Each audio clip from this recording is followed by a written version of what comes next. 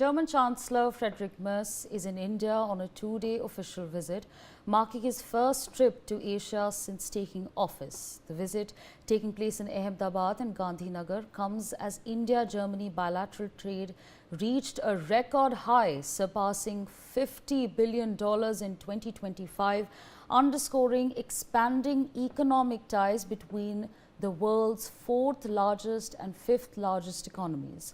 Chancellor Merz was warmly received in Gujarat, where he paid tribute to Mahatma Gandhi at the Sabarmati Ashram and joined Prime Minister Narendra Modi at the International Kite Festival before the two leaders began their bilateral engagements. Bilateral talks focused on deepening cooperation in trade, technology, defense, renewable energy and security, with both leaders reaffirming their commitment to a stronger strategic partnership. Several agreements and MOUs were signed to advance collaboration in these critical sectors. Merz also emphasized the need to combat rising global protectionism and strengthening security ties to reduce dependencies, while Germany reiterated its interest in increasing economic engagement and investment opportunities with India. As part of the agenda, the two sides are exploring enhanced cooperation in defense manufacturing, including potential submarine and technology partnerships. Calling India a partner of choice, the German Chancellor expressed hope that the India-EU FTA, which he views as a key to unlocking the full potential of Europe's economic ties with India, is finalized by the end of this month. Joining us at this point in time to take this very important conversation forward is Ambassador Gurjeet Singh, former diplomat who served in Germany as the ambassador. We're also being joined by Alison Mutler, former AP Bureau Chief in Romania. Also with us on the broadcast is Ambassador Veena Sikri, former diplomat, and last but not the least, Mr. Manant Vivedi, foreign affairs expert, joins us as well. Let me start off this conversation with Ambassador Gurjeet Singh. So thank you for your time. And my first question to you is, what has this visit by the German Chancellor truly achieved? We're talking about as many as 27 outcomes, 19 formal MOUs, 8 major announcements. What exactly do you feel are the highlights? Thank you. In diplomatic language, for a rather understated visit with very little hype around it, to have 27 agreements and a very comprehensive joint statement can simply be called a success. Now, besides the 75th anniversary of our bilateral relations and 25th year of our strategic partnership, I think what is most important is that India and Germany are showing that in a disrupted world, we are hanging on together and we are not going to let the other people's agendas sink our own agenda for cooperation, for building trust, for multilateralism, and to bring resilience to supply chains. Now, all this is extremely important because at this moment, the unprecedented effort by Chancellor Merz to leave Europe at this moment, which is in no great shape, and make his first visit to Asia and India, is showing this desire to play a role geoeconomically, geopolitically, and where supply chains are concerned. You are going to see the Indo-German relationship progress very rapidly into a comprehensive strategic partnership. Absolutely. Let me go across to Alison Mutler at this point in time. And I'd like to understand from you, with, of course, the German Chancellor being in India, we've spoken about the MOUs that have been signed. Many developments have taken place, and it's all happening ahead of EU Chief Ursula von der Leyen's visit to India as well. What exactly do you make of the developments that are taking place, especially in context to what US President Donald Trump has been doing on the sidelines? Well, I think, Europe's traditional big strategic ally was the United States. And since Donald Trump returned to power last year, he has taken somewhat his own path, and relations with Europe have been strained.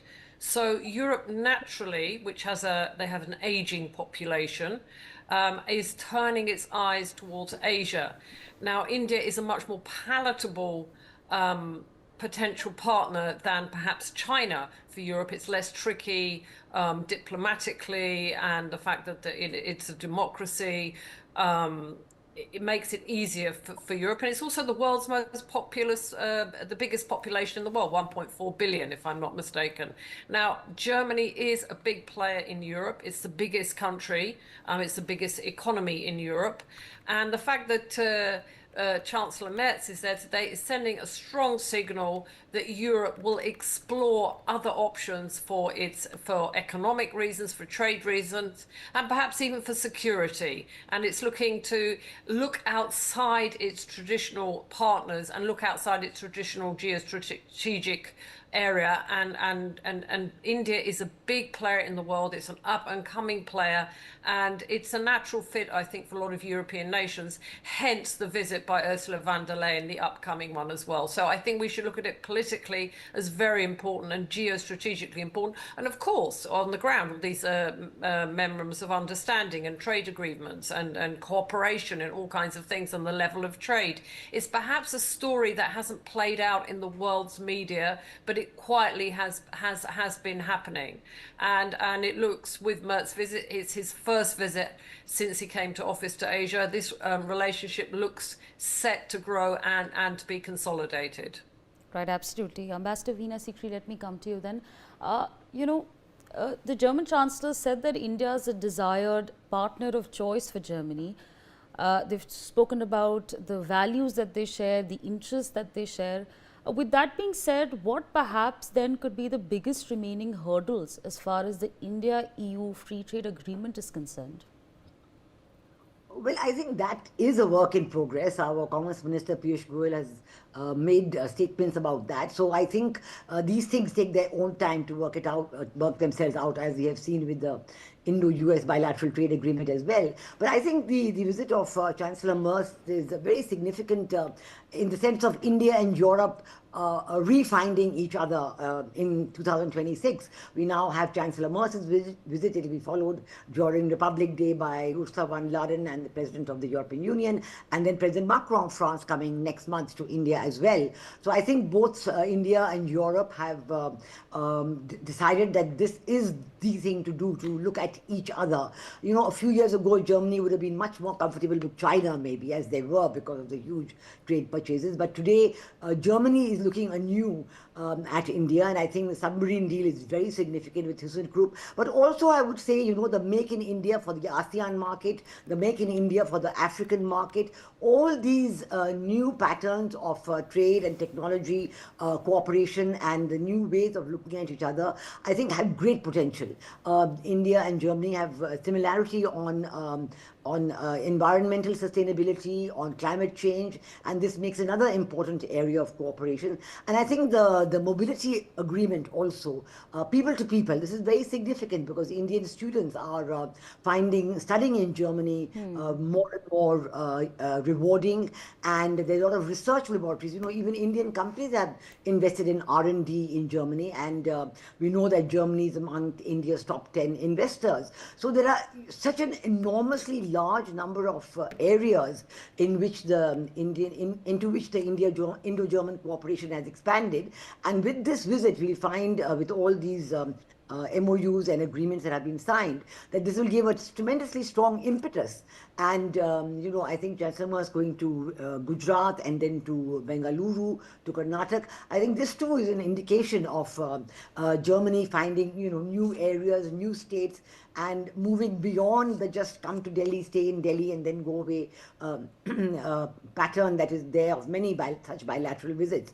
So I think that both India and Germany are indicating the significance to each other and how they can help each other in these troubled times. And we know that, you know, whether it's the Europe-US relationship or the India-US relationship, these are, you know, going through their own ups and downs. And in this these difficult periods, nothing better than Germany and India building up the strategic aspects of their relationship, whether it's geoeconomic, geopolitical, geostrategic, and these areas of working together for going into other parts of the world. This is something which carry us very far, because it will give a long-term impetus. And I think the defense cooperation, which is actually working itself out very significantly, will be another strong pillar of our bilateral efforts. Absolutely. Let me go across to Mr. Manand Dwivedi, and I'd like to understand from you, sir. There's been conversation and MOUs on defense, on green energy, on technology as far as semiconductors, critical minerals are concerned. What exactly, and many optimistic conversations as well, which are the ones that have been of key highlight and are of key interest to India in your assessment? Actually, I would like to comment upon here that if we look into the fundamental tenor of India and German relationship, what we are going to find is that it is very largely tilted towards the economic part of it. That it was all about a trade deal, or as now we are raving mad about the trade deal that will be signed, or the FTA with the European Union. When the European Union chairperson is going to become part, it will be a head of state special guest as far as 26th of January is concerned. So this time around, I personally perceive that the tilt towards the security partnership and the tilt towards the strategic partnership, including the overarching defense element, that is one of the highlights of the visit by Friedrich Merz to India. Now, if you look into it, a few signposts have been achieved and have been reached. The one which I was talking about, which we were all discussing about, happens to be that of an $8 billion deal between India and Germany, where the submarines would be built. Submarines would be built and given by Germany to India. But the most promising and the innovative and what you call the affirmative part of it, very ebullient part of it, happens to be that they are, both Germany and India are adhering to the Atmanirbharta dialogue.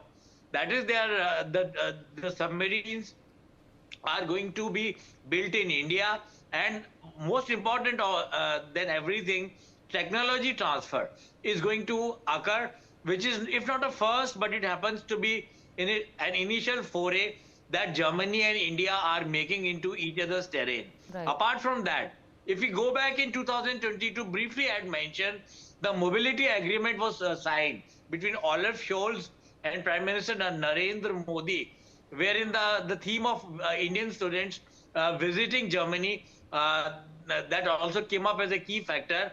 And one fact we need not forget, that out of all the foreign students studying in Germany, Indian students form the highest number. Apart from that, related to what Olaf Scholz and Narendra Modi signed in 2022, the immigration and migration happens to be a very stiff wrangling and what you call a very dangerous kind of an element, a very concerning element for Germany, and how after the West Asian crisis, after the exodus occurred from Syria particularly, how people flocked to Italy and Germany through the undemarcated and what do you call undecided, unsafe routes. So, these concerns have become more prominent with the advent of the tariff regime of I'll come back to Trump. you. I have a question for Ambassador Gurjeet Singh. So I'd like to understand from you, does the German Chancellor's visit confirm that Germany is now moving away from its China first policy and sort of swaying towards India as well? Thank you. So let's be clear, the German government has swung away from China for some years. They see it as a strategic rival. And even the Indo-Pacific guidelines of 3 years ago and the India strategy paper of last year clearly show strategic intent with India. So there is no substitution of China in the German government. The substitution has to occur in the minds of German business, who, having a poor run in Germany, are dependent on their Chinese investments to give them profits. And therefore, they don't want to turn their back on China. I think with the double whammy of the Chinese problem and the transatlantic problem, it is the time when we need to diversify and deepen the German-India partnership without looking it as a substitute for either the United States or China, because we are not a substitute. We have to develop our own way. So I will give you an example. One of the things that we have talked about is how to put praxis between industry and academia, intent and practice. Now the green hydrogen, which was a roadmap, has today become a sale from India of green ammonia and green hydrogen into the evolving German marketplace. Technology has now gone through partnership into the marketplace.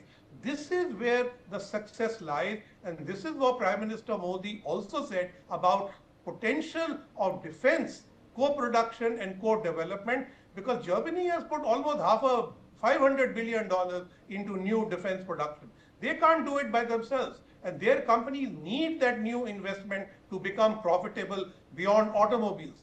India is their strategic partner, where you could use this mobility agreement, the skill agreement, and have technology production in India for more defense and other matters. I think this is the core issue of this visit. Thank you. All right, absolutely. Alison Mutler, let me then come to you, taking from what Ambassador Gurjeet Singh has said. Of course, we're talking about what India has to give, what India has to present. What perhaps would then be a point where people would look and say that the reason why we want to invest in India, the reason why we want to open institutions, the reason why we want to do something in the sector of semiconductor, what would then be that convincing point? Well, first of all, it's India's size. It's absolutely massive, particularly from a European perspective. It's 1.4 billion, as I said before. You have an educated, at some level, population. That's very important for doing, for doing bilateral trade. So I think, and also, India is known in Europe as a pragmatic partner. It's not so ideological as China. It's not so difficult to deal with. It is democratic, and that is obviously, if you have a democratic country, it's easier to do trade, it's easier to do business. For small, I'm not talking about governments, but I'm talking about particularly for businesses, because it makes the rules and regulations easier to follow. So that makes India, I think, a natural partner for Europe, which is looking outside its own borders, and also it's having to reassess its relationship with the United States, with Donald Trump's new policies, new approach to world politics and economics. So, Europe has to be strategic. It has to diversify. As I think your guest said before, China is a strategic rival, but India is no such because of its pragmatic approach to both bilateral relations and to business and to trade as well. Right, absolutely. Ambassador Veena Sikri, let me come to you then. What can Germany offer to India as far as replacing US for exports is concerned? I think we've already shown the answer to this in a big way, because after the imposition of the 50% tariff, especially the 25% extra tariff for buying Russian oil, India's exports have gone up, even as their exports to USA have gone down. So I think a combination of India helping its own exporters to refine new markets, and looking at the new FTAs that we're talking about with the EU. We've already concluded one with the UK, we've already concluded one with New Zealand and others. So I think that Germany can play a very big role in this, because Germany is a very big market, a very well-to-do market. It has the absorptive capacity, and I think the turning towards each other of India and Germany will be very significant in finding these new markets in Europe. And I think that Chancellor Merz's visit is precisely for this, that we are looking at each other very seriously, and these new agreements will point the way, and we can see how that India and Germany can help each other in finding these new interests. I think even in defense, look at the way in which the aspects of the submarine deal that we hope will be worked out very soon, including the Make in India that was referred to very recently. So we are going to France for the aircraft, Germany for the submarines, and also the increased interest of the people to people in itself is very significant, because that always is a precursor to increased trade, to increased diversity, to increased interest in AI, in cybersecurity, and these, find each other, because as our people train there, they will find more things to do together with India. So this has always been very significant, and we've always seen that a large number of Indians who went to the US over so many decades to study there, and then they became a big force for strengthening the trade, technology, and other relationships. And I think it's the time that we did the same with Europe, and I think the turn towards the European Union, Germany, the EU leadership, and then France in 2026, followed by a lot in subsequent months, is in itself a very important demonstration of how we can find each other once again. And I think both Europe and India are recognizing this. That's the significance. Because in the past, when one would recognize it, the other wouldn't, and there was always this kind of a mismatch. But today the timing is perfect and unique, and we do hope to see significant results. Right, absolutely. In implementation. Right, absolutely. Mr. Manan Dwivedi, your closing comments, sir.